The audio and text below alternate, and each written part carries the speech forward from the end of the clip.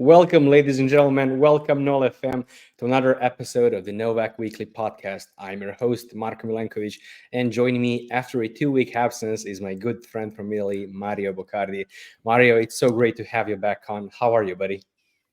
Yeah, thank you. I'm fine. Happy to be here. I had to take some time off, but yeah, I'm here and very happy.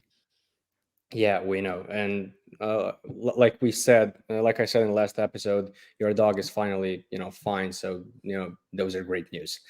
Apart Yeah, from perfect. Mario being Fortunately, back, yes. and apart from Mario being back and his dog feeling much better, we have another great news, another great guest, kind of a tennis media / tennis podcast royalty, and that is of course Gill Gross from the Tennis Channel Podcast Network. Gill, welcome, man. It's such a pleasure to have you on.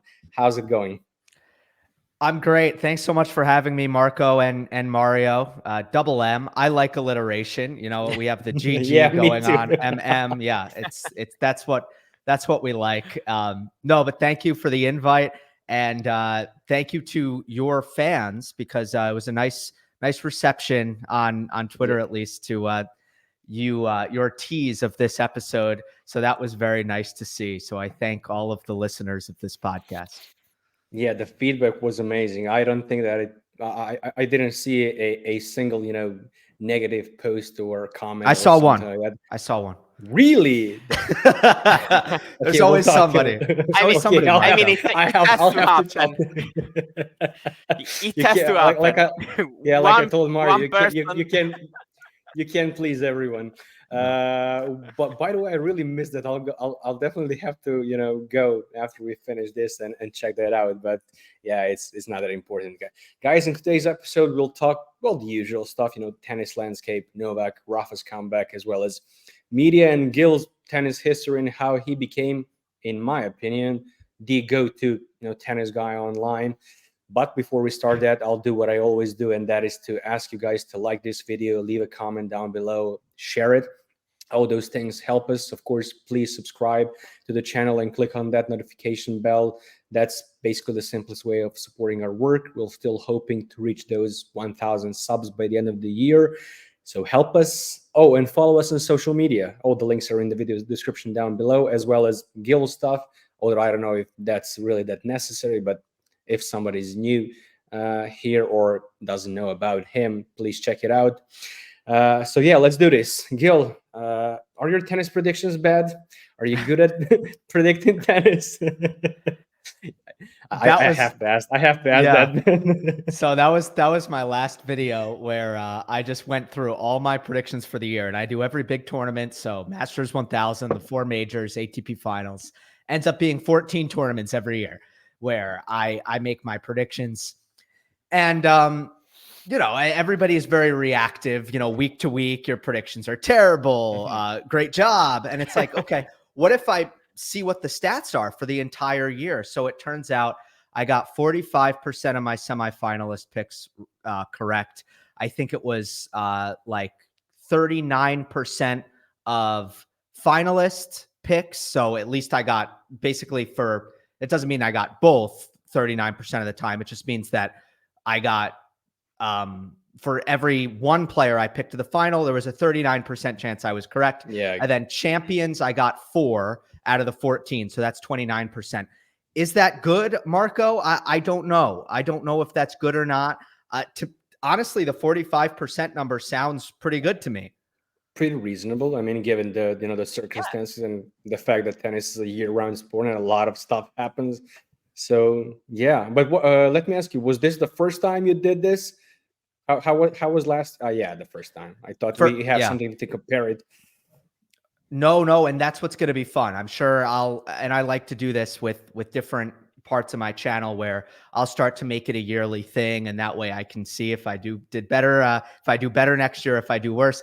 I think I can get more champions this year. I got 4 out of 14. I really do think I think that number could have been higher. In fact, a lot of it was just kind of, and a lot of people did this, especially with Roland Garros and Wimbledon, just kind of getting Djokovic and Alcaraz wrong one way or the other, because they won 9 out of the 14 big tournaments this year. Yeah. I know, but my advice: bet on Novak more Yeah, next year. right. I know. I agree. No, we're kidding. Actually, I'm not kidding because my wish for him is to win the Golden Slam next year, which I know is going to be extremely difficult for him to achieve. But yeah, I wanted to ask you first. I mean, it's probably been the hottest topic in the world of tennis in the last 10 to 15 days, and that's Novak's 60-minute interview he did with John Wertheim. Um, what are the, let's say, three things that stood out, the most to you in that interview? Hmm. Um, some of the things he said about his mental approach, probably the number one thing that I kind of take note of, and these are things that I'm going to try to remember to use both, as a person, as a player, but also as an analyst. The fact that he kind of said staying positive in sports, like the idea that staying positive is a good mental strategy or mental approach is unrealistic and not one that he subscribes to. And he prefers to practice, the ability to move on, right? The ability to just, experience the emotion and then put it behind him. So that was one thing. And then, of a similar light was, I did write down my takeaways. So I'm actually going to pull this up because No, that's no, going to please, help me. please do. I mean, I Um, watched the episode you did with, on three with Amy and Joel, but for people who didn't, I just wanted for them to hear your takes on it. yeah. Another thing is there's been a lot of debate throughout the years about like what kind of crowd does Novak prefer. And I have seen it that, people think that he actually wants the crowd to be against him Yeah, or it exactly. makes him better. And I was glad that topic was covered because the answer that Novak gave was the answer that I suspected he'd give, which is, yes, I have learned to deal with the hostile environments, but I don't prefer it. And I think there's, you can go through the recent history of it. And I mean, there have been times when Novak has gotten a lot of support where I do think it's completely elevated him, propelled him, and that, he's used it to his advantage. So I've never kind of bought the idea that Djokovic plays better when the crowd is against him. And I think that it just stemmed from Wimbledon 2019 and everybody started saying that. And then I guess the last thing was also affirmative for me, which is just how he responded to the Alcaraz loss. I said at the time, obviously it's a tough loss for Novak, but it's probably going to help him, motivate him, and excite him in the future, in the coming 6 months, maybe even beyond. Djokovic has spent his entire career battling great rivals. So, the fact that others have emerged, and Carlos being the chief example of that, that is only going to that's only going to put Novak in a place that he is accustomed to, used to, and that's an environment that he thrives in. So for him to say, I lost to Alcaraz at Wimbledon, and my reaction was it pissed me off so much I knew I had to win everything in North America. And then to look at how the match played out in the Cincinnati final, where he was suffering for a while in that match and had to dig deep and had to really, really, really want it in order to have any chance at winning that match. Just to frame it in that context, I think is also illuminating. Mario, what do you think? Because unfortunately, like I said in the beginning, you and I didn't have the chance to talk about this interview. In terms of mental strength, because that was probably something I liked the most and talked the most about last week. How did you see that? Well, yeah, I mean, I've also really liked this sentences he said about the Alcaraz finals loss, because I always like to say that this year we kind of had 5 Grand Slam finals, because True. as Djokovic himself said after it, I include this one as one of the really most important matches of the year. It also lasted more than 3 out of the 4 finals this year played at the Grand Slam. So yeah, basically also when he said about the eye contact, all this, we call this details, but maybe they are really not just some details like we see from the outside, because when you are in the court, and also when I used to play tennis, it was of course really really important. And Djokovic is incredible in doing so, and he, even when he's losing, especially that final, he was down, he was suffering, and then his opponents has one moment, literally one moment, in which he he shows one little weakness, and Novak is the master in being able to to use 100% of this, let's call it, vulnerability to find something to turn things around. And it's amazing, and I think that the whole interview was carried on really really well by him, as he has improved a lot with a microphone right now. Even every speech he does, it's always refreshing also to listen, because I mean, who's better to listen to than the man himself, when you want to understand things about him, about this game, about tennis in general. I also think that it's right that having big rivals for sure help him to keep going, and to still try to add something in his game, and to become a better version of himself, better in terms of how he approaches and embraces the challenges.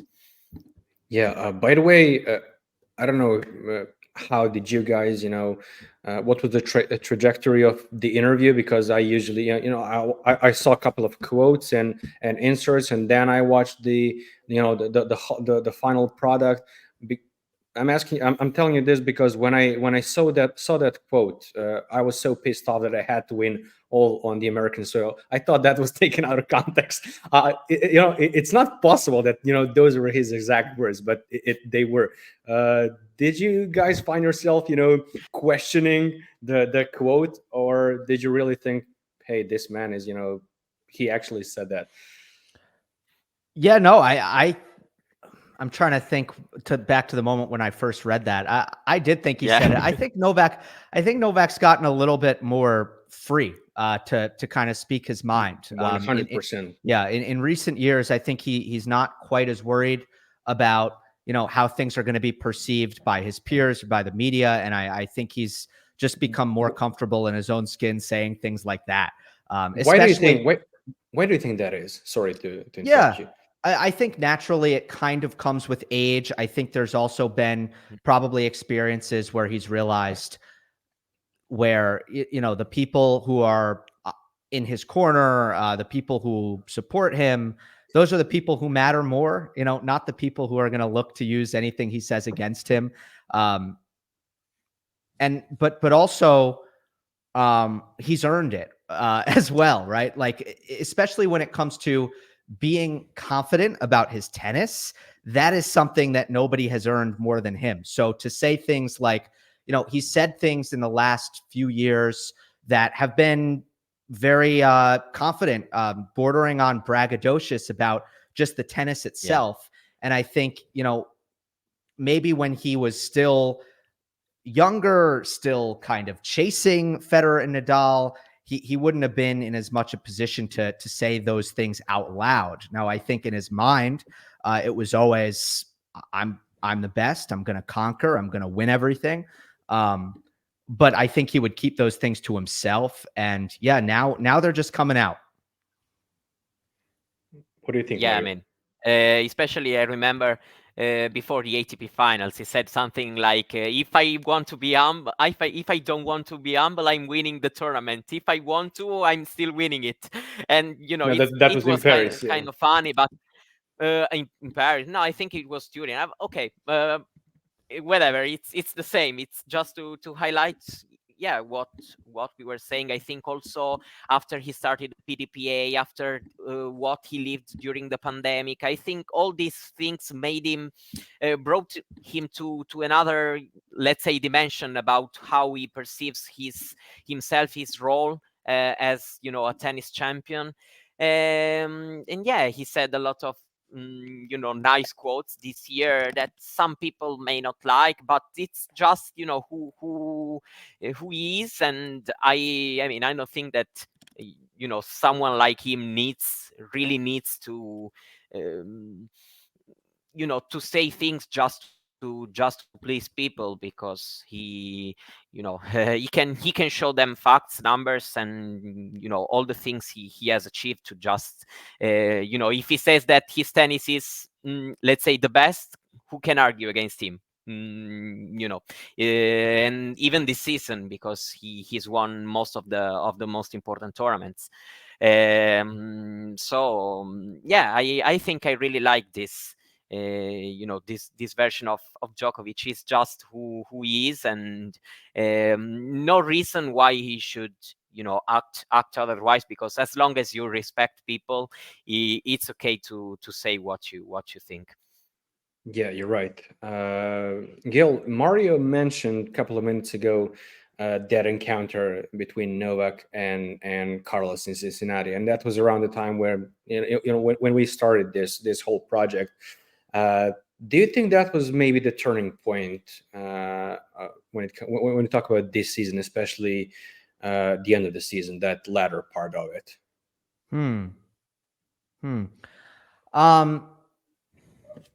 Yeah, I was kind of, I'll be honest, in my head, the turning point was the loss at Wimbledon. I think, Roland. yeah, but I think you can go either way.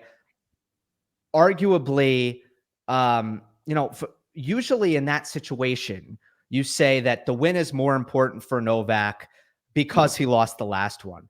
But I think in this case, it might have actually been more of a blow to Alcaraz than it was, you know, a propelling factor for Novak, just because Carlos was struggling to find his best tennis post-Wimbledon on the hard courts in North America.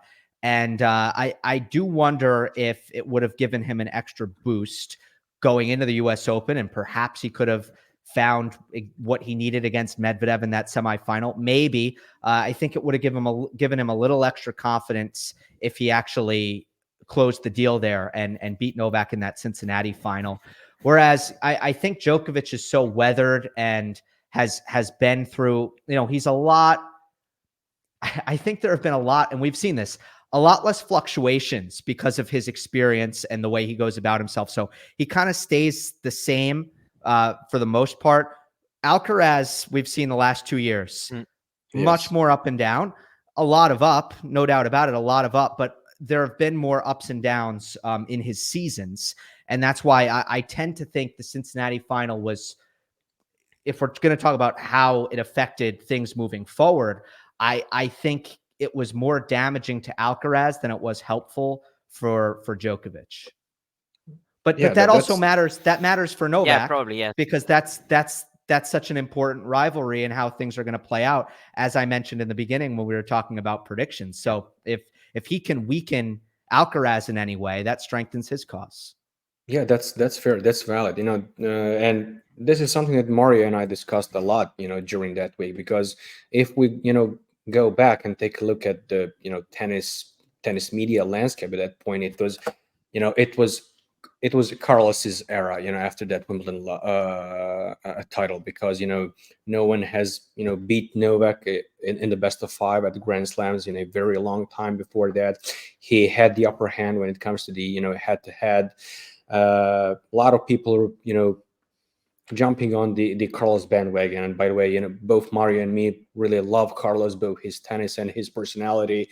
But we really thought that win in Cincinnati was the turning point when it comes to the second part of the 2023 season, which we saw. I mean, Mario already mentioned Novak won U.S. Open afterwards, Paris and Turin. Well, Carlos, correct me if I'm wrong, but I don't think that he won any title after Wimbledon. Yeah, no titles after Wimbledon. And that's why that's kind of the line in the season, because post Wimbledon, Alcaraz, statistically, especially if you consider the fact that he wasn't in Australia because of the injury, Alcaraz was having the better season. And then that flipped in a big way. Wimbledon was kind of that line in the sand. Not to say that Cincinnati didn't have a lot to do with that, because Novak didn't play in Canada. So this was Novak's return post Wimbledon. So, it's really just whichever way you look at it. Yeah, also for the way the match turned on, if Alcaraz loses like 6-4, 6-4, it's a bad loss. It's, straightforward match, but maybe he doesn't let him, losing it that way against a big rival after leading, after having match point, all this great battle. It's, in fact, we also saw him, in tears after the match, due to all what he felt emotionally, also maybe physically, the tension. So in my opinion, it started as a match more important for Novak probably than for Carlos, but then for the way it turned out to be, you knew that as a loss something would have mattered. I saw, for example, people on social media, Novak was struggling and was losing a set in the break, and some of his fans were like, okay, it's not important, let it go, because you need the energy in New York. But it's not like Novak, and a champion like Novak thinks. Novak is in front of the man who beat him in the Wimbledon final, and has to find everything to beat him, even if it's, let's say, just a Masters title for Novak, of course. And that's his greatness, and that's what great champions do, in my opinion. And it's also a lot about the speech we had with Sinner beating Rune in Turin. You are in front of a big rival of yours, and you don't leave the match, you don't want to lose. Yeah, one question I wanted to ask both of you guys, because you are my go-to tennis guy, especially when it comes to analysis. Why do you think Carlos experienced that post Wimbledon slump? Was it solely due to, I don't know, burnout, psychological reasons, or was it I don't know, the surface of the indoor hard courts, or the mix between all of those things? Great question, Mario. You want to go first? Yeah, okay, I can go. Let's say that it's a bit of similar of what happened in 2022, even if, in my opinion, the reason is a bit different. 2022 was a long season, first Grand Slam. He also then becomes world number one. He also has an injury which prevents him to play the ATP finals. Of course, when it comes to age, you also manage to manage better the length of the season, to come fresher to to the latest part, because, for example, we know that Alcaraz puts a lot of effort and energy, because these are courts that suit him really well, between Sunshine Double and, let's say, Wimbledon, as this year was. And also the American swing was really demanding, because still all the Cincinnati run, and still US Open, reaching the semifinal and playing against one of the biggest hardcourt players. And then maybe he suffered a bit for this, and was not as stable as before. We saw a couple of losses while when he was leading, winning the first set, as it happens against Dimitrov, and against Sinner in Beijing. They battled in the first set, and then he let out a little bit, because for me, it was a little bit both of. Physically was not that strong anymore as he was earlier, and also a little bit mentally, probably a bit tired of all this season. I think it's going to manage this better also when it comes to to the next year. Well, for example, we saw that Sinner usually likes very much to play in the final part of the season. Also 2021 was great because he likes those court, those conditions. For Carlos it's different, but in my opinion he's going to figure out what he needs to do. Yeah, Gill? Yeah, so I agree with Mario, especially about the psychological part, because if you really diagnose a lot of his losses, the area where I would be most critical of Alcaraz for many of those performances was just focus. And I guess you can draw that first line, in the Cincinnati final against Novak, when he played a really, really sloppy 3 games midway through that second set, where he didn't ask enough of Djokovic. And then from there, the match was even and the quality picked up, and even Alcaraz picked up from there. But it was too late, right? You have to keep your focus. The Medvedev loss at the US Open, they play this really close first set, and there's a letdown at the beginning of the second set where he goes down early and loses it 6-1. Same thing against Sinner, bad second set after losing a tight first. Against Dimitrov, against Dimitrov, yeah, it was basically the same. He won 7-5 the first set, and then was 4-love down. I remember in the second. Yes, lapse of focus in the second set. Zverev, same thing in the first round robin match. Again, he wins the first set, gets broken right to start in the second. So the focus wasn't great. I think the forehand went cold at times, especially post-Wimbledon. You look at Canada, Cincinnati, a little bit US Open, but it did start to get better at the US Open. Just erratic stretches on his forehand, which is ultimately, we talk about how many weapons Alcaraz has, but the one that's going to be used more than any of the others is the forehand. And it can be a high risk, high reward shot. There were, too many patches of sloppy play on the forehand for him. And then I do think the conditions have something to do with it, because he's still not at a point where he's getting enough out of his first serve indoors, and his opponents are. You take the conditions away and you go to these faster surfaces indoors, and when he's playing guys like Zverev, or a revamped version of Sinner, or Medvedev at the US Open even, which isn't indoors but it's fast, they're out serving him. And now the equation becomes Alcaraz needs to outplay these guys from the baseline. And if you're in that position against someone as good from the back as Daniil Medvedev, it's tough. So he needs to continue to work on that aspect as well, which doesn't matter as much on clay, and doesn't matter as much, again, in some of the outdoor, slower hard courts, but it does matter a lot when the conditions get quicker. Something that I read and listened to a lot in the last, couple of weeks, maybe even a couple of months, is that a lot of people seem to think that Carlos has been a little bit too obsessed with Novak, especially with that year-end number 1 battle. What's your take on that? Yeah, I don't know why he focused on that so much, to be completely honest. It didn't seem, tennis players, for the most part, they try to take pressure off of themselves, because we all know that pressure is an obstacle. And it's not to say that you can't perform well under pressure. Obviously you can. Nobody's better at that than Novak.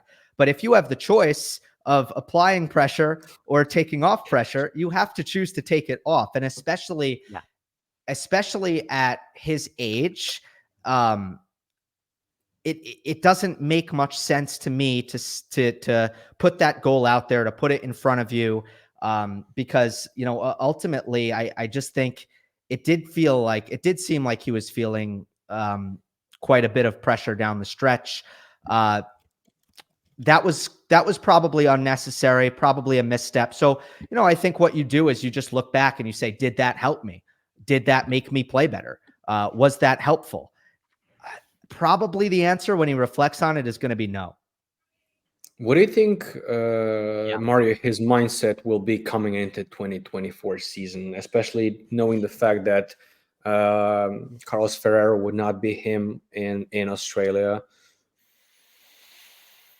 Yeah, I mean, you are Carlos Alcaraz. You've showed great things in the last couple of seasons. I think that his mindset is going to be, I want to compete to win the biggest tournaments of the year. So it's Australian Open. I think he would love very much to do well here, because in 2022 2023, sorry, wasn't there. So his best result is still a third round from 2022. I think it's going to be for sure super motivated to do well, at least. I mean, the goal I think that at his point should be, of course, winning. Then he may not win, but still be satisfied because he reached, I don't know, the semis and played a great semifinal against, let's say, Sinner, and lost. And it can even be okay. But his goal should be, I want to win this tournament because I can win Grand Slams. I know I can. And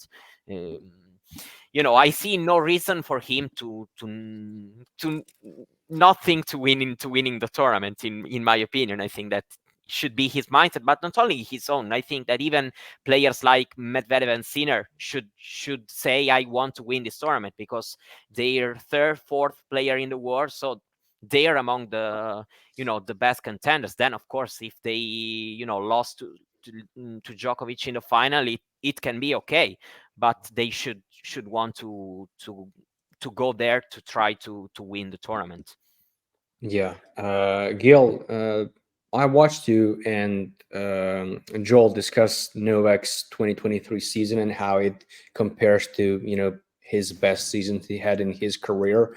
Um, how would you rank this? Where would you rank this? Because I know that Joel mentioned that this season might be actually his most impressive one, given his age, and I think that you chime in with this is. I mean, this year the three slams that he won, he beat his opponents in straight sets.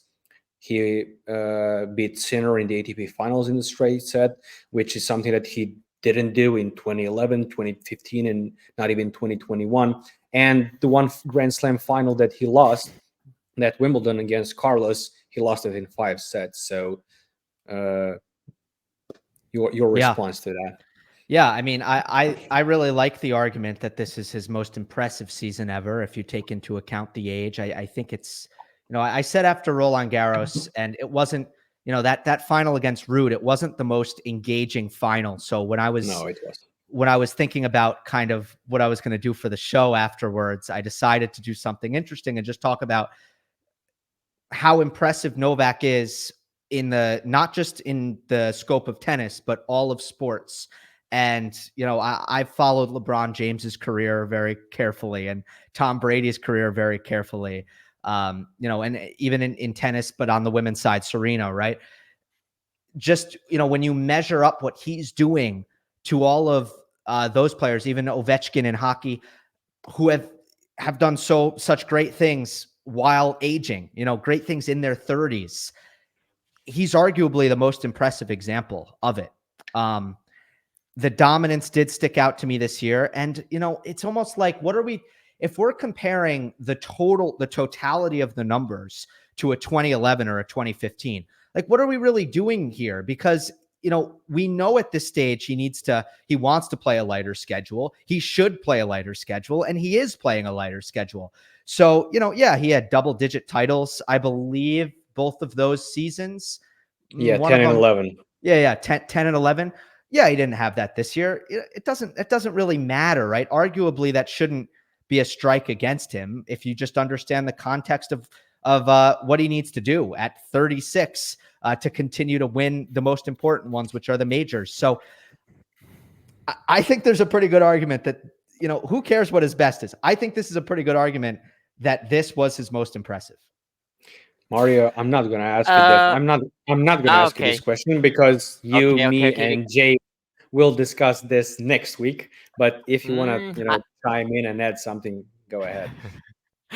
No, I just wanted to say that despite all his incredible and impressive season, I still think that what he did at that point in 2011, given his 2 previous seasons against Federer and Nadal, which were, still winning a lot of slams and doing great thing, and starting the year like that, and also winning Wimbledon and rising to number 1 in 7 months. I don't know. For me, despite statistically 2015 was even better, and this year was historically impressive for all the things mentioned. But for me, having a little bit changed the course of the the rivalries between, himself and Nadal and himself and Federer. For me, it still remains the most impressive season in my opinion. Yeah, that's totally that's fair. kind of true. Yeah, Yeah. Totally fair. Gill, you mentioned LeBron, Tom Brady, and some other sporting greats over here. Mario and I were seen and noted as mentioning Leo Messi and Cristiano Ronaldo as both for him and me. Football is our number one sport, as is the case in the whole of Europe. Why do you think? Because even when for example, when I talk to my best friend, who by the way is an American living here, and from the comments I see on Twitter, whether it's again something I see on tennis Twitter or sports, football, soccer, whatever, a lot of people seem to be dismissive when it comes to tennis players, especially as an athletes. That might be, I want to hear your perspective, but that the way I see it, it might be an American point of view, where athletes are seen basically as the guys who jump high, or run fast, or and things like that. So, for example, Reed, my best friends and my future best man, he basically asked me when I mentioned Novak as the sporting goat.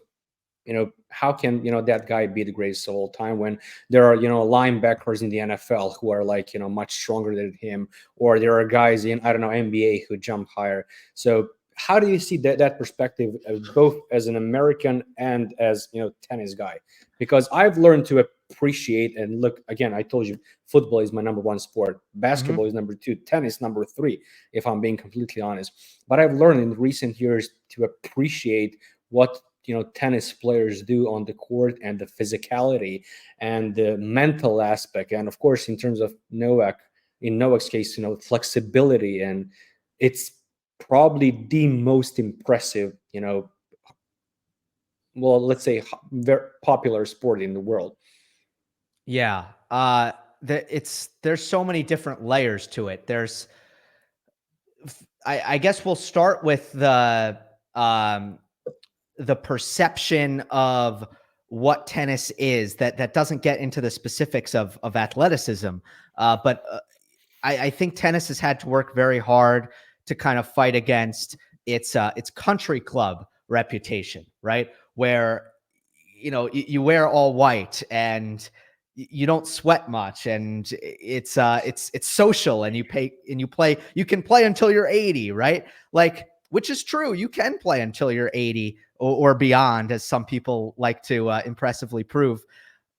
And then because of that, it has that aura of lesser than when it comes to the gladiatorial aspect of it that people may miss, because, and part of it is a valid byproduct of the fact that you do generally need more money to get into tennis. So I think those factors exist. The other is that, basketball players are, if you're 6'3", you're short in basketball. Yes, that is true. In football, if you're under 230 pounds, you're too light, and that can be true. And yes, like large, very, very large human beings, which by the way, tennis players increasingly are, it can be very obvious to see athletically what they're doing. But tennis is played first of all, there's no contact, and it's played in a smaller space. So the most important thing in tennis is 2 things. One, you can move across a small area very, very quickly. And 2, you can do it over and over and over again for a long time. So if you're 6'8", 240, you're actually going to be bad at that, more likely than not.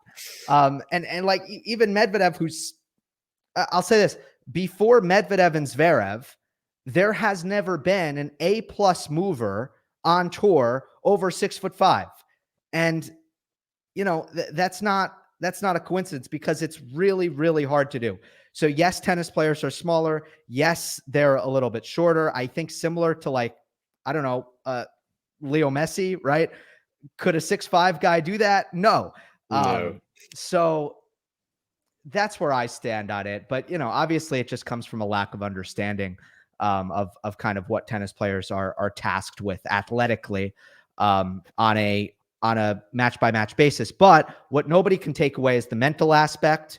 Okay. Cause I respect, you know, what team sports players do athletically, you know, to the highest degree. I do think mentally tennis is more difficult than these other sports.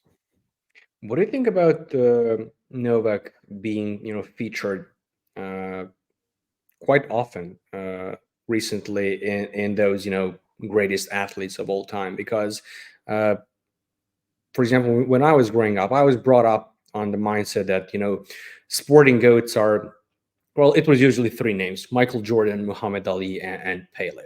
In the last, you know, decade plus, we've seen athletes like, you know, we mentioned them: Tom Brady, LeBron, Messi, Ronaldo. I don't know, Wayne Gretzky, and, you know, the tennis greats: Novak, Rafa, and Roger. But this is something I said a couple of times when I started this pod. Up until like 2021, maybe, I never imagined that I would see Novak in those discussions. And given the trajectory of his career and what he's achieving, you know, both right now in the past couple of years, and what I think he will achieve in the next 2 to 3 seasons, I honestly can confidently say that he will be, in my opinion, the greatest athlete of all time, you know, by far. So what do you think on that?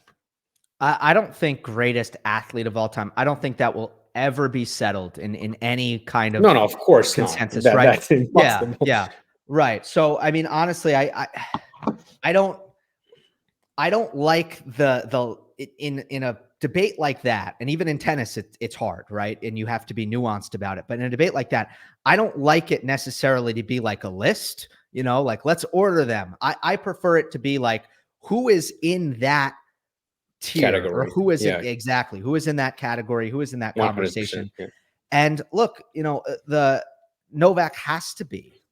He, you know, battled alongside two of, in a one-on-one sport, he battled alongside two of the greatest ever and surpassed them in by almost every statistical measure in an individual sport. And he continues to keep going. And now there are other, you know, great rivals who are 15 plus years younger than him, who he continues to have success against.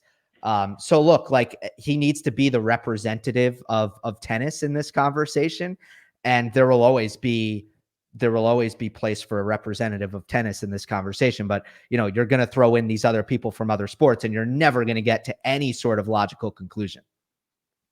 Yeah, I mean, this is something that and again, I think it originated from, you know, US, you know, sports media, because I mean, even today, you know, a week doesn't go by that on ESPN they don't debate who's the greatest basketball player, Michael Jordan or LeBron. I mean, come on, guys, really, again. And I kind of think it, you know, transitioned into, you know, into Europe and European media and, you know, European Twitter. And with the emergence of Leo Messi and Cristiano in the last 15 years, it's been a, you know, very debated topic over here as well. But yeah, in my opinion, you're completely right. You know, there won't be any, you know, conclusion when it comes to something like that. It's mostly going to be, you know, subjective.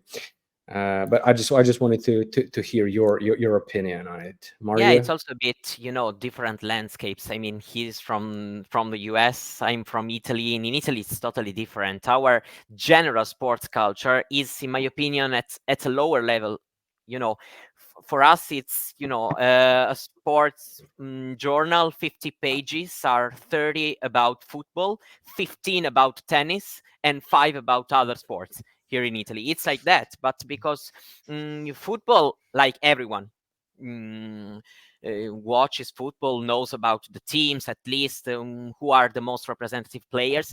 Tennis is incredibly popular. You hear about tennis basically everywhere. 40 million people have a television. 8 million people watches the ATP finals last act. So 15% of the population, 20% watches, especially right now, because there's literally a mania. Tennis is everywhere, sinners' faces, even in front of my home. I live in front of a supermarket, and there's sinner over there, and so it's and it's different here. This debate would be a bit meaningless because a lot of people wouldn't really be able to talk without knowing about what are we talking about. Even basketball, a lot of there are people who follow it. There are quite a lot, like NBA, but even the fact that it's played at another time zone, it's more difficult to follow the matches if you have to to go to work at 8 a.m. The following morning. Here I feel that as for football and tennis and a little bit, basket, volleyball, swimming, it's a bit popular because our swimmers are good. Otherwise, it's a little bit a dead debate. In my opinion, if you're going to ask in Italy, 70% of people going to answer you Lionel Messi. Stop, but just because, they saw the World Cup final, they saw, him with the, the Ballon d'Or trophy a lot of times, and that's it. Yeah. Forget the go debate. I wanted Mario mentioned culture. Something that I'm really interested in. Well, in recent time has been U.S. sports culture in general. How would you describe it? Well, I mean, I think the NFL really laps. I mean, it does circles around everybody else. I mean, especially when you look at the TV ratings. And Mario, I just can't imagine 20%. I mean, that sounds like such a beautiful thing for me. You know how much more money I would have if 20% of Americans watched tennis all the time. Anyway, yeah, I mean, that's the dominant force. But I would say, Marko, it's so stratified, which just means like spread out, right? There are so many podcasts now. There are so many different interests. There are MMA fans, NBA fans, NHL, right? Hockey, golf, where it just feels like niche, like more and more niche audiences are starting to kind of hone in more and more. I mean, I think all of television, all of traditional media, the numbers have gone down because there are more options. So that is I'd say the overall trend. I don't know if that's the answer that if that's kind of, what you were looking for. It goes along the lines of okay. what I wanted to ask you. Where would you place tennis in the U.S. sports landscape, both in terms of popularity and fan approach, as well as positioning of the tennis media within the larger spectrum of U.S. sports media? Yeah, so very niche, especially as a television product. I think in these locales, tennis is extremely popular, and people love going to tennis events. When it happens in New York, it is a big deal in New York. It is a big deal for all the surrounding areas. When it happens at Indian Wells, it's a big deal for a bunch of people in LA who are willing to make that 3.5-hour drive and book a hotel. And, even people coming from all around the world to see Indian Wells, and the same thing, in Miami and blah, blah, blah. Like, tennis as a live product is unbelievably healthy and unbelievably special. There's nothing like it. Even people who don't like tennis and don't watch tennis love going to watch the tennis at these events. as a TV product, I think it's very niche. I think, the four American sports are more popular as television products generally, which is hockey and basketball and baseball and American football. I think even golf does a little bit better in terms of its interest among general viewing publics, and soccer as well.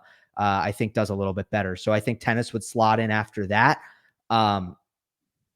You might have to actually put in MMA, UFC in front of tennis. So I think what would be really great, what would be kind of the next step is just making a little bit more progress in the US, just getting people to watch tennis year round, getting people to watch the smaller events. And I think what really pushes it over the edge is just well-developed stars. That's always been what tennis is going to kind of live off of is individuals, because it's an individual sport. Exactly. But there are marketing things and, distribution things and all of that obviously can be optimized. But do you think that the major, reason for the, let's say, lack of success in the recent times has been the US is lacking a, big talent, especially on the men's section? Because if we go back to, I don't know, 80s or 90s, the greatest tennis players were American, whether it's Jimmy Connors or John McEnroe or Andre Agassi and who am I forgetting? Pete Sampras. Pete Yeah, Sampras. even Jim Courier. So you guys were dominating tennis for decades. Let's say that, I don't know, Ben Shelton or Francis Tiafoe were like Carlos Alcaraz or and Yannick Sinner or Novak Djokovic, especially given the fact that you said, how it's easier to market, an individual than an entire team or a collective. Do you think that would drastically change? Yeah, it could, especially, but the bar is very high. That's what I'll say, right? Like Taylor Fritz got to 5 in the world. In Italy, that's a big deal, right? Yeah. Very big, very big. Yeah. I don't want to imagine what's going to happen if Sinner wins a Grand Slam. Right. In the US, nobody cared.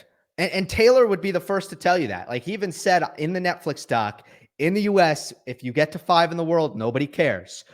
You got to win Wimbledon. You got to win the US Open. You got to maybe be a personality, because certainly McEnroe and Connors, they were. And Agassi had his own thing. Like even if Andre wasn't the biggest like talker, at least, how he dressed got people talking. How he looked got people talking. If you're not going to be that, then you got to be Pete and you got to win multiple majors. So the bar is unbelievably high, and the training, some of the training in Europe has been better than a lot of the training in the US, and the competition in Europe in a lot of cases has been better than that of the US. Now the US has done a really good job, and on the women's side it's even better, but even on the men's side there's a lot of players, and they just haven't hit that home run in the last 10, 15 years. I guess, and Roddick really kind of was, I would say. But since then, there hasn't been that home run, but there have been a lot of doubles and triples. Yeah, that's true. But there we go, again, with my baseball analogy. What am I doing here? Yeah, never mind. Trust me, I understand completely, literally everything. But coming from Serbia and knowing the history of tennis in the US and the vast amounts of money and power that the country has, it literally looks and seems impossible that the country of 330 plus million people and all that money and the resources can't produce not even world number one, but a Grand Slam champion. Again, to be honest, not a lot of people have won Grand Slams in the last 20 years. Exactly. But yeah, why is that happening? Can it be just training? Can it be, I don't know, are there any other reasons, different reasons behind it? Has it been that the tennis is lacking in popularity in the last 15, 20 years compared to the major sports in the US? And given the fact that the amounts of money that are being thrown at NFL players and NBA players. I mean, we saw Shohei Ohtani signed a 10-year, $700 million contract. So if you're a kid and you watch that, you're probably gonna be drawn to baseball or NFL or basketball. What do you think? Yeah, no, that could be part of it. It's a very popular sentiment in the U.S. to say our best athletes don't play tennis for Yes. all of these reasons, right? And yeah, that could be true. And I would say on the women's side, if you are a young girl and you look at the money aspect of this, you do want to play tennis. If you're a young American girl and you want to make a lot of money in sports, you do want to play tennis. So could that be some of the, could that be almost inserted into evidence that is a factor because the American women have been stronger than the American men? Yeah, it's possible. But I also think there is so much talent now everywhere. And it is going to be so hard for a single country to dominate. And, look, Spain did very well in the 2010s. Spain had a lot of players.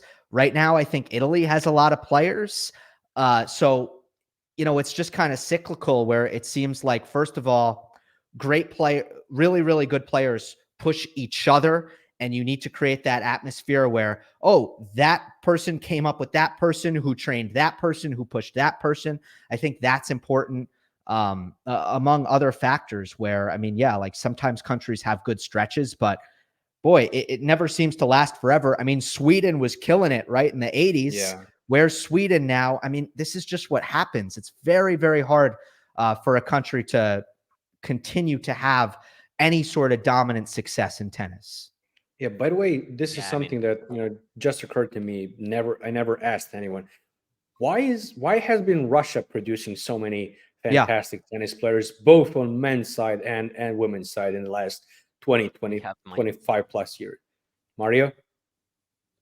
No, I have my theory on that, honestly. It's give us, please. For me, it's also a matter of, I don't want to, to make things like Americans are like that, Russians are like that, but it's, in my opinion, most of the Russian players I'm seeing right now have a great work ethic, and even Maria Sharapova was, even on court, you had that kind of robotic feeling that she was settled to work hard, to even when she was walking. And there are a lot of players that remind me a bit of this mindset, like Veronika Kudermetova or Samsonova or Alexandrova, for example, talking about female players.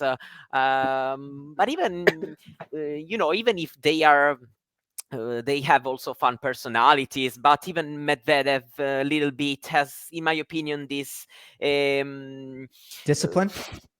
This great discipline. That maybe, for example, as Italians, we are not champions in that, and it's also one of the reasons why most of our tennis players, even the great female players we had in the 2010s, because they've been Grand Slam champions like Pennetta, Vinci, in doubles, Rani, Schiavone, but reached their biggest result a bit later, 25, 26, 27, or maybe Pennetta wins a slam at 32. And in my opinion, these players like Mira Andreeva are ready to, let's say, have a breakthrough in the tennis world, even when they are very, very, very young. Of course, they need to be very talented to do that. But in Italy, would be a bit more difficult, for example, for how things works here.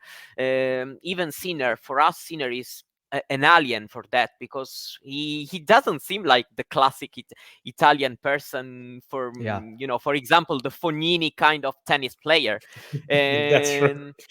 In my opinion, even if everyone has his own personality and it doesn't depend on the country where you are from, but still there is something inside you, your background, the way you are grown up, that led you to have a personality which can be can suit tennis as a sport a little bit more and earlier, maybe.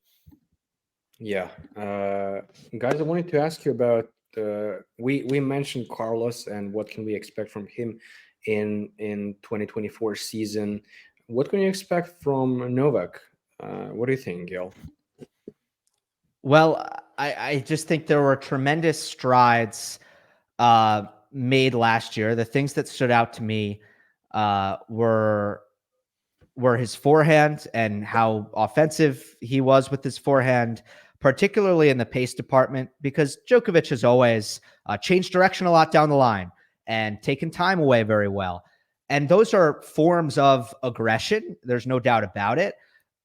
But sometimes there's no replacement for simply hitting the ball hard, just pace.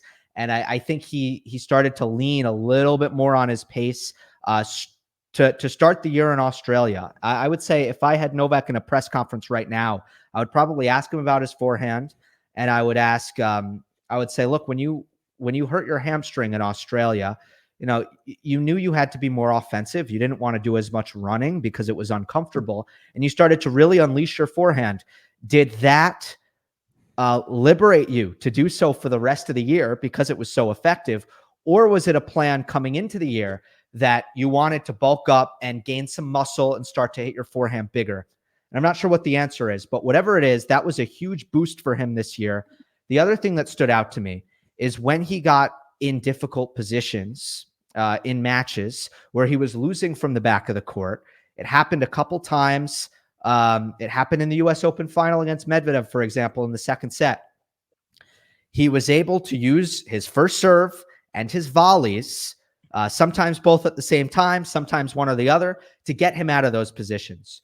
So I feel like there are so many options right now. To kind of get to answering your question, for me, obviously, it's about staying healthy and staying motivated because the skill set is so good right now and the movement is still so good.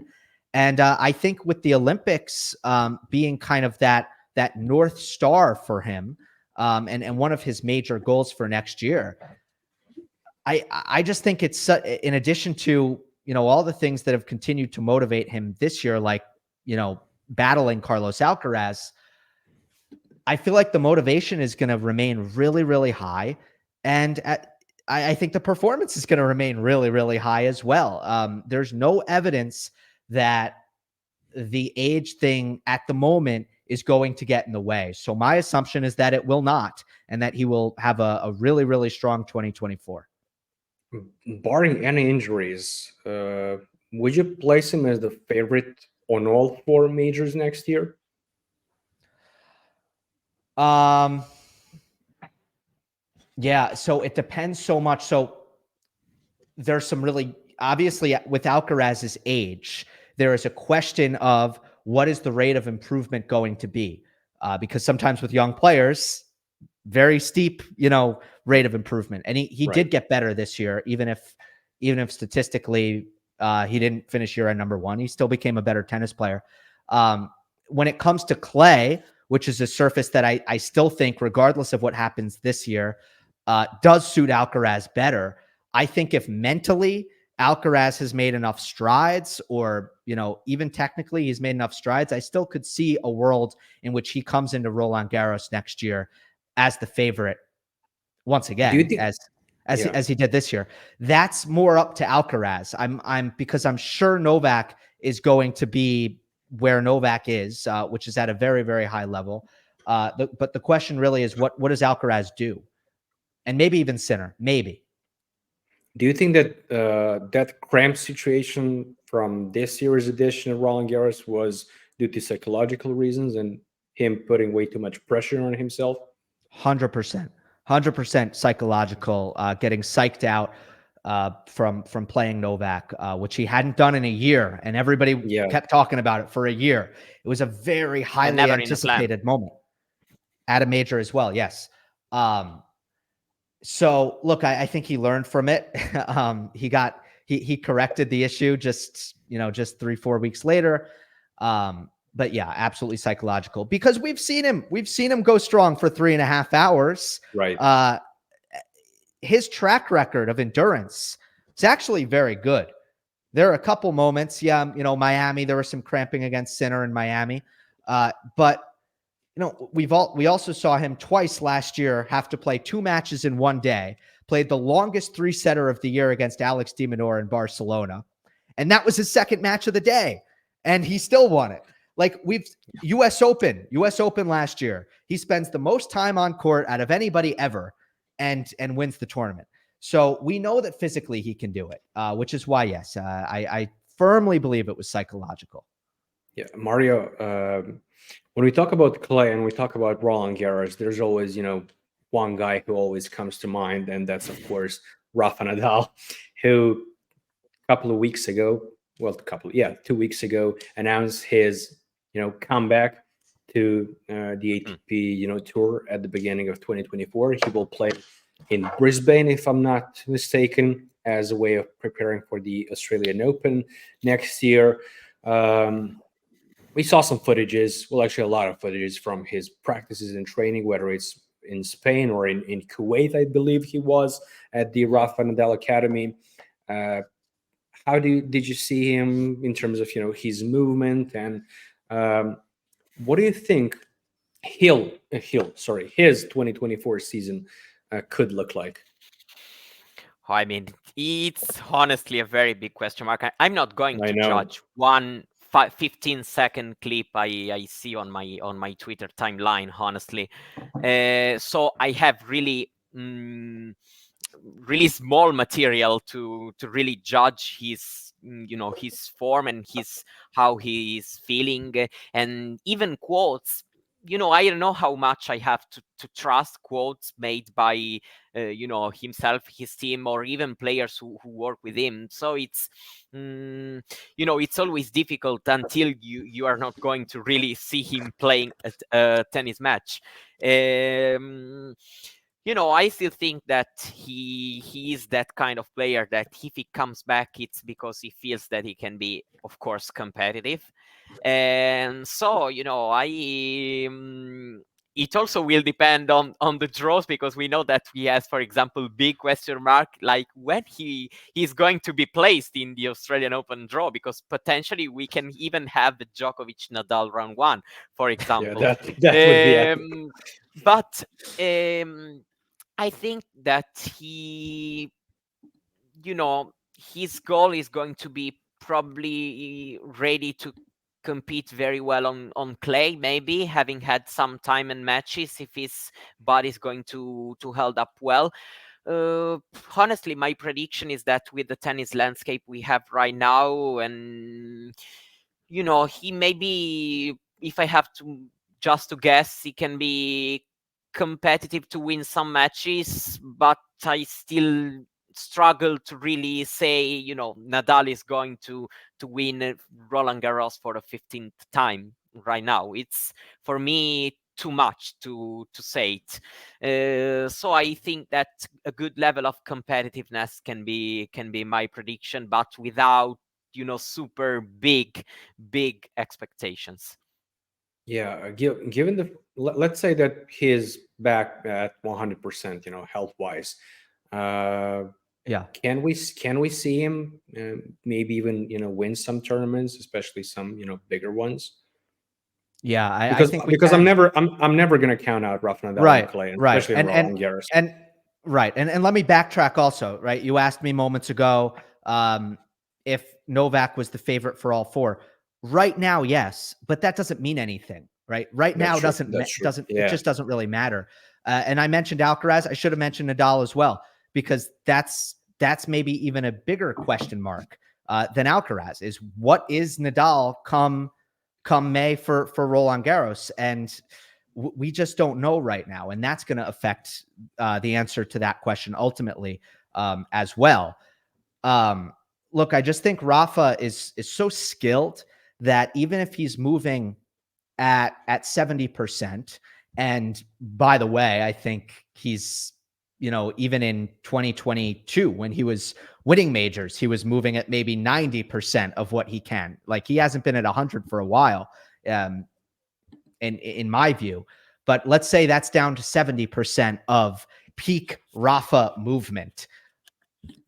Is he good enough to win slams? I think maybe not, right? I think maybe the movement in that hypothetical will have declined too much, but he's still going to be a player. I mean, Nadal has plenty of other things, particularly his forehand and the weapon that his forehand is. He's going to win a lot of matches just with his skills, just with his racket skills. He can even win tournaments just with his racket skills and all of the things that he can do as a ball striker and as a volleyer and with his baseline variety. People don't give him enough credit for his variety because everybody just wants to look at like drop shots and volleys as variety. But if you look at his baseline variety, it's tremendous. So yeah, I think if he's healthy, he's going to have some success just because he's too talented not to. I think the main concern right now, I feel like, is that there's going to be another injury. So that's almost the measuring stick for, is it going to be a good year for Nadal or a bad year for Nadal? It's probably going to come down to whether or not he gets injured again, because I don't even know, like, if he has a healthy season and finishes, let's say, world number 9, I think a lot of people, maybe Rafa himself, a lot of Rafa's fans will look at that and say, okay, that was pretty good. We're glad that this is kind of how things played out. One thing last week I asked, because I had a big Rafa fan on my pod, and we were discussing, well, primarily their rivalries and what can you expect from both guys in 2024. One question I asked him, and I want to ask to both of you guys right now, is let's say we have 2 scenarios next year for Rafa Nadal. One is that he comes back, he is competitive, he's winning matches, even some tournaments. And the other scenario is he comes back, barring any injuries. He comes back, but again, he struggles. He, usually loses in, let's say, during the first week of Grand Slams, especially.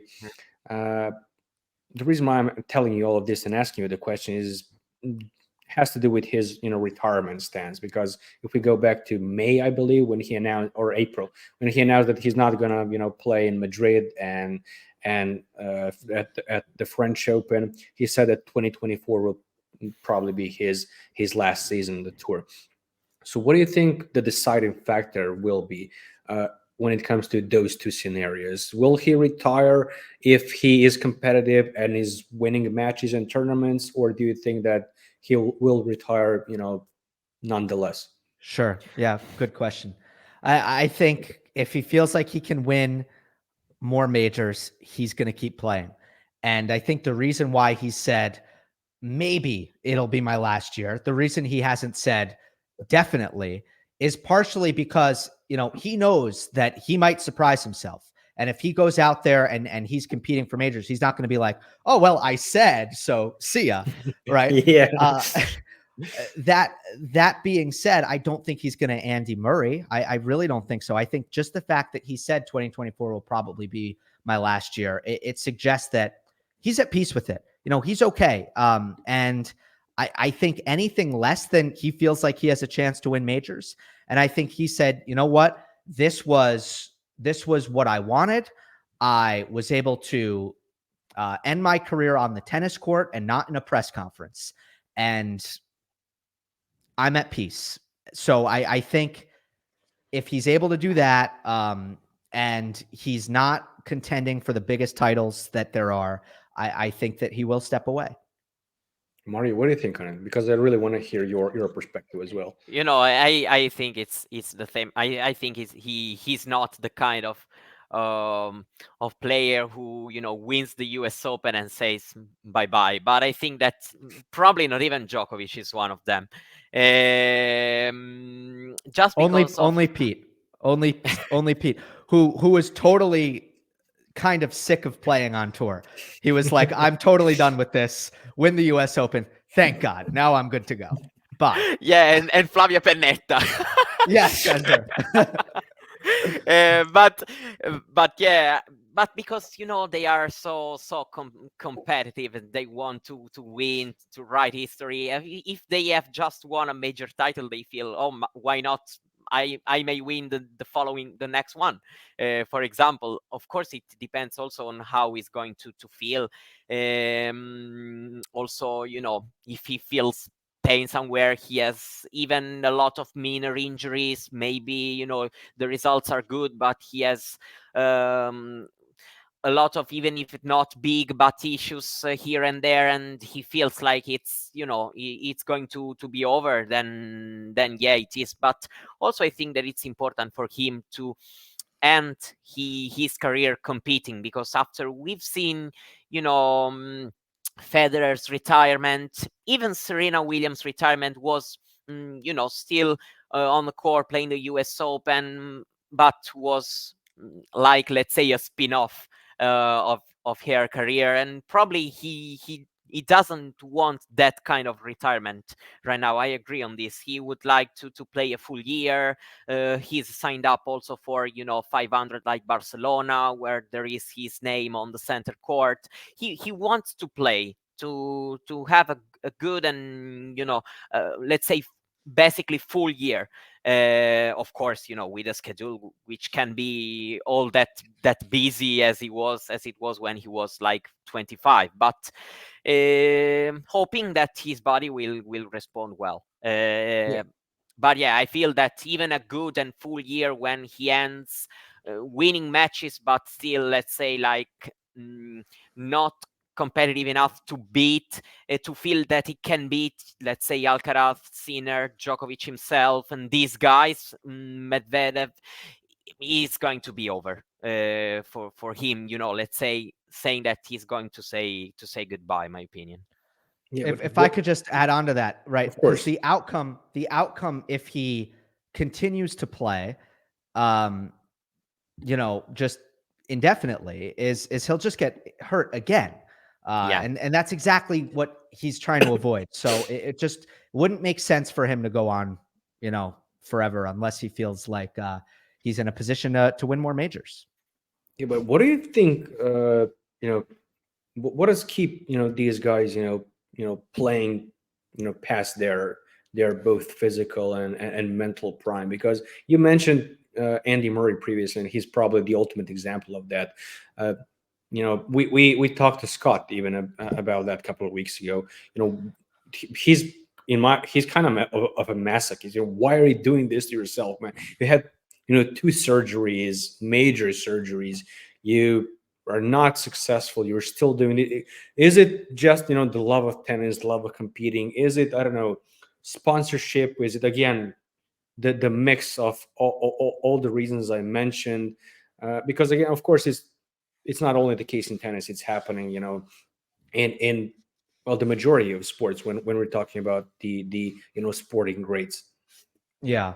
Well, I think, Marko, tennis players, it's all they know, for the most part. I mean, and most, look, I mean, I think Rafa, in particular, first of all, it's the injury factor is ultimately what's going to inform the decision to leave. And, Andy, knock on wood, I mean, he's been pretty healthy. Stan Wawrinka has had surgeries.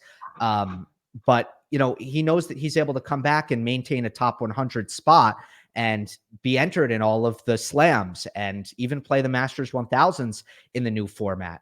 Like, this is what they do. This is what they want to do. And so, the answer is, if you can play and your body is not making life miserable on you, you keep playing. That is the 99% is, look, trying to stay on tour, it's not easy. Like, I don't know. Let's see what happens. We have to use only Italian examples for Mario. Like, let's see what happens with Fognini. It might happen so that, Fabio doesn't want to finish playing, but he can't stay in the top 120 anymore, and therefore he can't play anymore at the highest level, at least, right? That's how it is for most people. Very few people are like, yes, I can continue to do this. My body isn't forcing me to stop. My level isn't forcing me to stop, but I'm just going to stop because, one, it's all they know. And two, very scary going into the next phase of your life. And it's, I need to figure out what to do, because the thing that I have been in most of these cases my entire life, which is I am a tennis player, when that ceases to exist and you have to figure things out, it's a scary period. And it's one that most players just want to push off.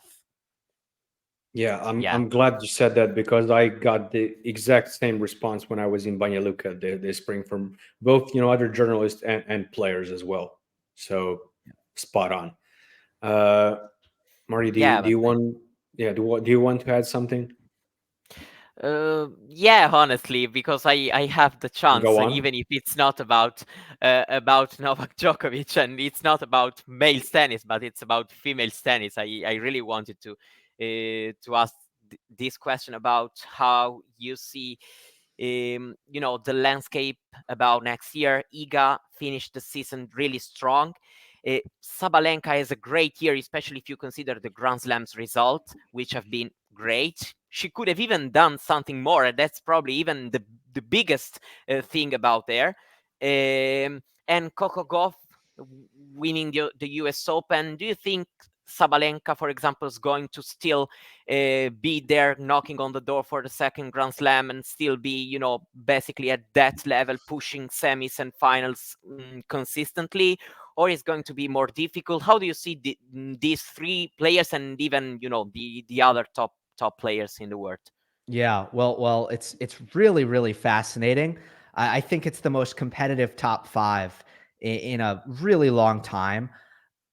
Look, Sabalenka, the assets in both, her power and her movement, and how it comes off of both wings and her serve, it's so good. But the question is, at the end of a major, when it's closing time, like I thought once she won the Australian Open, all that was going to be behind her. And boy, was that wrong. It was not behind her at all. And we saw it, the ending was ugly. The other three majors for the rest of the year, each and every one, the ending was ugly for Sabalenka. So that's the question with her. For Iga, I think technically a lot of her rivals have caught up with her. And I'm just curious to see, like, can she add to her game now? She's very young. It's easy to forget that she's 22. Can she improve the first serve? Can she start to hit some volleys? Can she develop maybe a drop shot? That could be helpful for her. So there's a lot of things I think that she can. Oh, and then, the confidence can be maybe a little more robust, less fragile. She had too many early losses at the majors this year, other than winning Roland Garros. Too many losses, pre-quarterfinals, pre-semifinals. Coco's the strongest mentally. And probably the weakest technically, right? So that's an interesting kind of dynamic. And Rybakina, she's just not the mover that the others are. And then Jabeur, I think, continues to be just such a fascinating player to follow because, man, there's so much on the line. You've made 3 major finals. Are you going to win one? And mentally, are you going to be able to hold up? So yeah, it's going to be fun. I think the tour's in the best place it's been since, I don't know, I'd say since the Serena era. Yeah, and just to finish this, I want to bring in, we've talked about Jabeur and Pegula, which I found two tennis players which are very, very different, because if I have, to pick one to play to save my life, probably I'm picking Pegula, because I think there's more chances that she's going to show up well in that match. Yeah. But then in slams, Jabeur's talent and skills have really helped her, to get far, because she still reached 3 finals, even if she has lost all of them. So who you think that she has more chances, for example, next year, if only one of them has to win a major? I think Pegula. I have my doubts. Like, what's happened to Jabeur is that's a deep, deep scar. it's hard to overcome that, which is the cruelest thing about this game. There's nothing more cruel about this game than the fact that the closer you get, the more times you get close and don't finish, the harder it gets to finish. And it's not fair. Nothing about that is fair. You should be rewarded for getting close a bunch of times. And I think in in other aspects of life, you are rewarded for getting close a bunch of times, not in tennis. So I think Pegula, with less scar tissue, with a very kind of stable game. She, by the way, and she is not close to the athlete or the mover, but if I can make a parallel to the men's side, for me, I think Pegula does a lot of the things that Novak does. A lot of consistency, but at the same time, take the ball early, change direction down the line a lot, keep the ball deep. Like all of these things that are ways to bolster the quality of shot while not missing. So I think Pegula and Novak actually are somewhat similar. Yeah, thank you. In that way. Okay. Yeah. Gill, I wanted to ask you a little bit about yourself. Your tennis history, both playing when you were younger and how did you get into tennis media and started the whole Monday match analysis and everything that followed. Well, I guess I started wanting to be a sports broadcaster, and I was a tennis player. So tennis was I played other sports, but tennis was really my main focus. I was the best at it. I spent my summers when, a lot of kids would go away to sleepaway camp. I spent my summers training in tennis. That said, it was never the plan, or maybe at one point briefly, but wasn't really ever the plan to make a career out of tennis or even go to college playing tennis, because my number one priority was to be a sports broadcaster, which nice. I was attracted to because, I was extroverted. I love nothing more than sports. And my voice is going here. Crack that balloon. Don't worry. I loved nothing more than sports. I wanted to be around it. And it was another thing that I just felt I was pretty good at, which, inspires you, right? Regardless of what it is, right? And when a young person feels like, oh, I'm good at chemistry, now you like chemistry more because you feel like you're good at it. So that was really the impetus of it. I started this YouTube channel because I was interning at a local radio station. They were putting me on air. I was still in high school. The radio station shut down, and it became, it closed down completely. So I went from having a daily show about sports that I could go on every day, and I had a microphone and I could say my opinions and I could have fun, to nope, you don't get that anymore. And there was no other place for me to get that. So YouTube was the answer. YouTube was the solution to how can I keep doing this thing that I like to do? That simple. And I was talking about all sports, including tennis, on this YouTube channel. When I went to college, I got a lot busier. There were a lot more opportunities to be involved in sports broadcasting of many kinds. So I didn't necessarily need YouTube anymore. And this is honestly the truth.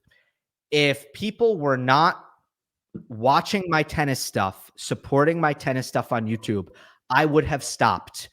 The people I owe, the audience and the fans, I owe them everything that happens from here on out, because I would have stopped without them.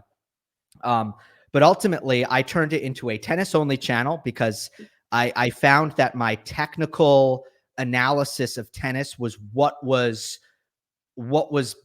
getting picked up, what the audience wanted, what the YouTube algorithm was rewarding, all of these things. So it became a tennis-only channel. And even as a busy college student, I continued to keep that up and keep up the tennis channel. And then upon graduating, I was very, very fortunate, very lucky to be able to get a real job in tennis broadcasting with Tennis Channel. And, now I have this really nice setup where I have my independent media that I'm able to spend, plenty of time nurturing. because I'm not broadcasting tennis matches for Tennis Channel every week. And I also have, this other job that I love very much, which is calling tennis matches. So yeah, I've been very lucky, all across the board, and I'll leave it at that unless you guys have other follow-ups. Yeah, I do. I certainly do. Trust me. When it comes to your channel specifically, given the fact that you're associated with Tennis Channel, do you still have all the freedom in this world to do basically whatever you wanna, or are there some restrictions? Almost all the freedom in the world. And I laugh when I read on Twitter, which I have read before, that I have changed. Some people have been like, I have changed since Tennis Channel, or they tell me what to say. Look, as far as I know, my bosses at Tennis Channel do not watch me on YouTube. They are very busy people who are trying to run a network, and they have a million better things to do than to watch my shows on YouTube. So I'm almost positive the people I answer to at Tennis Channel do not watch, and I don't think they care very much. As far as restrictions go, the only thing that I will be careful of course, is criticizing my colleagues, right? I'm not going to do that. That is stupid. Nobody should criticize their colleagues publicly on any social media. Yeah, so, true. When people say, so-and-so said that, what are your thoughts? I may be like, look, I'm not going to answer this. They're a colleague. So yeah, I mean, that is a restriction, so to speak. But as far as, what I'm saying about the players, or what I'm saying about the tours or the tournament, when moments arise where it calls for me to be critical, I am critical. I do not hesitate. And there's an understanding that I've never been told anything about what to say on my YouTube channel from my bosses at Tennis Channel. How did the idea, behind the tennis show, came to be? Primarily, I'm interested because of the three of you guys belong to three different demographics. Yeah. So it's usually when something like that happens or occurs. Sorry, when usually something like that happens, it's mostly people who are the same age and have the same or similar experiences. How did that came to be? Yeah, it wasn't my idea. So the way it came to be is I had Amy on my show as a guest because I read a piece that she did on 538.com about Novak Djokovic's second serve. And I just thought the piece was a breath of fresh air. It was the kind of coverage in tennis that I don't think I get to read enough, which was, it was a data-driven piece, but it also explained the tennis aspects of that data. Because numbers alone are never sufficient. You need to explain the why. And Amy did both of those things. So yeah, I read the article. I followed her on Twitter. I ended up having her on my show at one point, which, I don't have a lot of guests on my show. So it was actually the pandemic, which is why I was having a lot of guests on my show. And I think, maybe a month, maybe 2 months later, Amy came back to me and was like, look, my friend Joel Drucker, we have been kicking around the idea of doing a podcast, but we can't get it off the ground. And, they liked my work, and they knew that I was going to be able to, to get it off the ground because it's what I do and I've done it before. So they approached me. And for me, it was great because I thought it was a great idea for the show. I respect Joel and Amy so much and what they do, the work they do. And I just knew that it was going to be a fantastic thing to get started. But all the credit goes to them for the idea of doing a podcast about the big three. Of course, we're going to need to kind of change our ways pretty soon. And the way it happened was kind of lucky. So basically the idea of talking about the big three was the original idea. That was the original idea, and I think it was Amy's idea, but it might have been Joel's, but I think it was Amy's. Yeah, I mean, the only reason why I'm asking you, actually the biggest reason, is because it's probably my favorite tennis show that I watch. Honestly, Mario knows I'm very honest and direct. When I say something, it's really because I mean it. But how does I don't know, your cooperation, calling the games, the matches for Tennis Channel works? Are you accredited for the matches? Do you attend tournaments? Is it only the US or?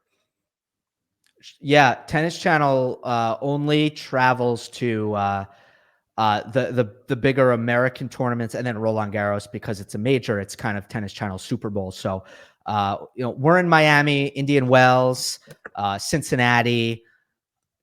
We have a desk presence, right? That a lot of people see Prakash Armitrage's interviews, for example. Yeah. But in terms of calling the matches, the vast majority of it is done out of Santa Monica in Los Angeles. And, because I'm still young and I'm not on the A crew, so to speak, that goes to some of these bigger events, I'm never really traveling for Tennis Channel, but hopefully soon. How old are you, by the way? 24, about to be 25. Nice. I mean, impressive given given your age, all that you have achieved so far.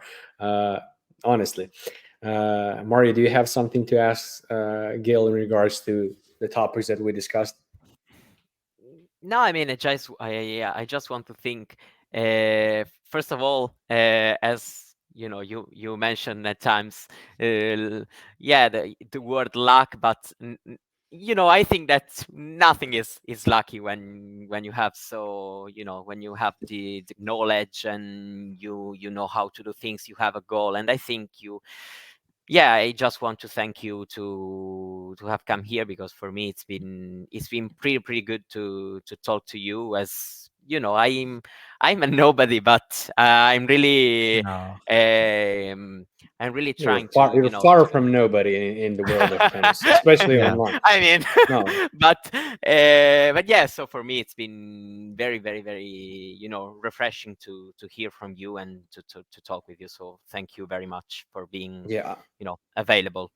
Yeah, I have a couple of questions for you from social media, primarily from Twitter. So, are you ready for them? Yes, I'm ready. Yeah, let's hit it out. Yeah, from a question from Jane. Gill, please tell us why do you think Novak is so thrilling to watch? Your own personal favorite elements to his game. Okay, so the answer to the first one, it's funny that those two questions go together, because I would say the answer to the first question is it's not really one thing with Novak. It's the total package of doing so many things well and being able to do everything, and just executing the fundamentals technically and tactically at the highest level. So like when I watch Novak, increasingly it's from the lens of, oh my God, if I had to build a tennis player and put it in a textbook and say, this is how you should play tennis, Novak is so close to being that player. And, although, look, you want to be respectful of the fact that there are so many different ways to play, but you kind of get the picture of just how many things he's able to execute at the highest level. And there are truly no gaps, and he makes so few mistakes and does everything how you would say this is how it's supposed to be done. Not just, and I'm not just talking about shots, I'm even talking about mentally and physically, right? So that would be how I would answer the first question. But the second question was like, what's the most spectacular? No, what was it again? The second part was your own personal favorite elements to his game. Well, I think the most thrilling elements to his game are the agility and defense. I think especially when he comes up against big hitters, like maybe we saw it in the center matchups towards the end of the year. We've seen it in some of the best versions of Thiem and Wawrinka going up against Djokovic. The players who are able to really push his defense and then to kind of watch him fend off those attacks. Sometimes it's not the best thing for him in terms of winning, but I think he does want to be more in control, and when he can fall into not being in control, it can actually hurt him a little bit. But as far as having the most fun, watching him in individual points and such, when he's really stretched out and you have to see the breadth of his movement and his agility and his defense, I think that's the most like captivating and thrilling parts of his game oftentimes. Why do you think people find or call his game boring? Because I think it's because they don't understand how and why he's winning. You have to be able to appreciate certain aspects of tennis, like depth, like consistency, like the ability to run into your forehand corner and go back cross court and not miss 10 times, which so many young players can't seem to do. You have to be able to appreciate these things if you are going to understand why he's beating everybody. And it's not quite as simple as watching Federer hit a lot of aces or a lot of +1 forehand winners or coming forward and finishing a lot of points on his own terms. The Nadal forehand is obvious. Like it's not hard to see that it's different. It's unique. It's violent. It spins a lot, right? Like all of these things, it's very, very easy to see. Doesn't take a trained eye to see it. A lot of the things Novak is doing, yeah, like you do have to be a bit more of an aficionado to see it. And I think that's the reason, other than some implicit biases that exist. Yeah. Okay, next question. Please tell us, what do you admire the most about Novak off the court? Oh, wow. Great question. What do I admire most about Novak off the court is I think the honesty and his evolution, right? Seems like very, very different person from who he was. And they're all fine versions of him, right? When he came up on the tour, he was kind of goofy, like to play around, joke around. Joker. Yeah. That guy is great. I actually, I'm sorry, I'm getting a call. Oh, don't worry. Yeah, that guy was very endearing in a lot of ways, but his growth, I think, has been really fun to follow. And like we just talked about it, even the Novak of 2015 is different from the Novak of 2023. It's been completely continuous, but I just like, the best part of Novak off the court is that you get a genuine version, that he's not necessarily going to tell you what you want to hear, that he's not going to, always be diplomatic about things he feels strongly about. I totally understand players who also want to be diplomatic. Getting a bunch of, being opinionated has its downsides, especially when, you're just trying to avoid getting hate and being as marketable as possible so you can make as much money as possible for your family. Those things are also like valid, but it's also refreshing to have somebody who's going to be really thoughtful and really candid when you ask them to show their full selves.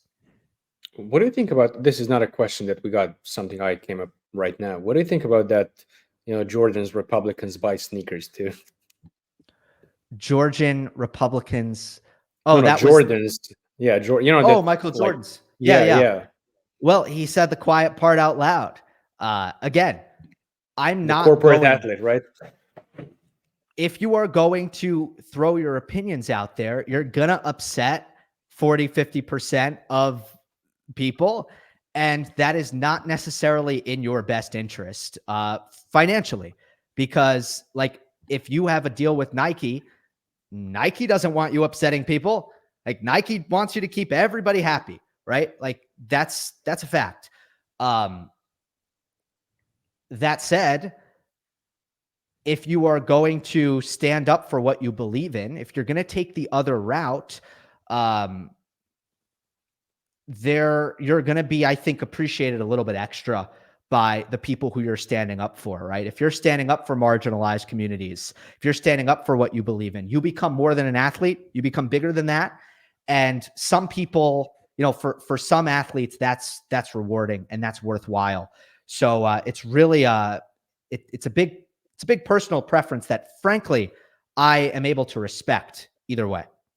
Yeah, me too. Because recently I attended online course at Coursera. It was from Duke University. It was called Sports and Society, and in one of the segments, I think the professor was called Orin Starn.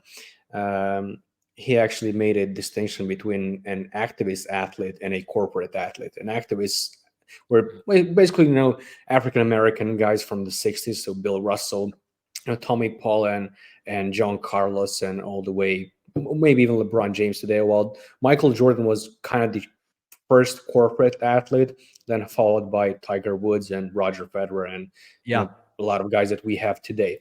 But yeah, going back to the questions from the audience, how will Novak manage to peak on clay, Olympics especially, right after Wimbledon? Yeah, I've always thought the forehand was the key to his clay court game, because when Novak struggled on clay, it's been because two things have happened. His cardio, his ability to run a lot every single point, that's declined. He's not who he was in 2011 in that respect, where it doesn't matter if he needs to play 420 ball rallies in a row. Cool. He can do it. That Novak, that's a thing of the past. So he needs to be able to generate his offense on clay. It's not going to come as much from the serve. It's harder to come forward a lot. It has to be the forehand. So that's the key. I think he's made great, again, like what he did this year is a great setup for his clay court game moving into the future. Next question. How should he manage his schedule in 2024? He's been perfect in that respect. I can barely give him advice, but look, I think the part to contend with is Sunshine Double. He can play now. So what's he going to do? Because that changes his calculus. Monte Carlo, I'm guessing that's a skip this year. He hasn't played it particularly well anyways in recent years. However, it's his home. He does, it's a comfortable place for him to spend time at. So yeah, a lot of NoleFam want him to play it and to win it. It would be is the only one that's left that he only won 2 times. Yes, exactly. 2 times. I think it might be a skip this year though, because I think he'll want to play in the United States. As far as the Olympics, I think you play Wimbledon and then you play the Olympics. I don't think there's much decision making there. I think that's how it's going to be. Okay. A second to last question. What can Novak improve upon at this stage of his career? Yeah, I mean, I think day in and day out, the biggest thing is staying healthy. The motivation takes care of itself. It's hard to affect that. It's very hard to say tennis wise what he can do better.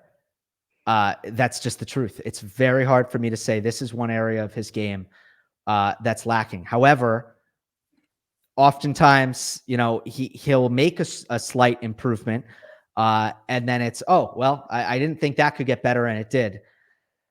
So, yeah, that sometimes happens. But look, technically speaking, it seems like he's kind of maximized his first serve, maximized the forehand aggression. And I mean, he's volleyed beautifully this year. Volleyed beautifully. Maybe he can take a page out of Alcaraz's book and drop shot more on the forehand, because the backhand drop shot is terrific. That's the one he hits mostly, but the forehand drop shot he doesn't use much. Maybe that's one where he can say, okay, let's add something. But there's very little. Yeah. Okay. First and last question, probably the most interesting one. Build a perfect player without using any of the big 3. Okay. Sure. Right now, players right now. Yeah, probably. Let's go with right now. Okay. I will take. I'll take Alcaraz's forehand, despite its flaws. I'll take Medvedev's backhand. I'll take, and it's tough between him and Zverev, but yeah, I'll take Medvedev's. Serve. If I have to pick a top 50 player, give me Hurkacz's serve. I think it's Hurkacz. Yeah. Movement. Yeah. Oh, you know what? Let me change. I'm changing it. Give me Sinner's forehand. Give me Alcaraz's movement. Because in the movement category, I want to use Alcaraz. So I have to flip that around. Mental. That's a fun one, huh? Who do I want mental? Let me pull up the rankings real quick because I need a little bit of help. Interesting one, huh? Mario, do you have any suggestions, buddy?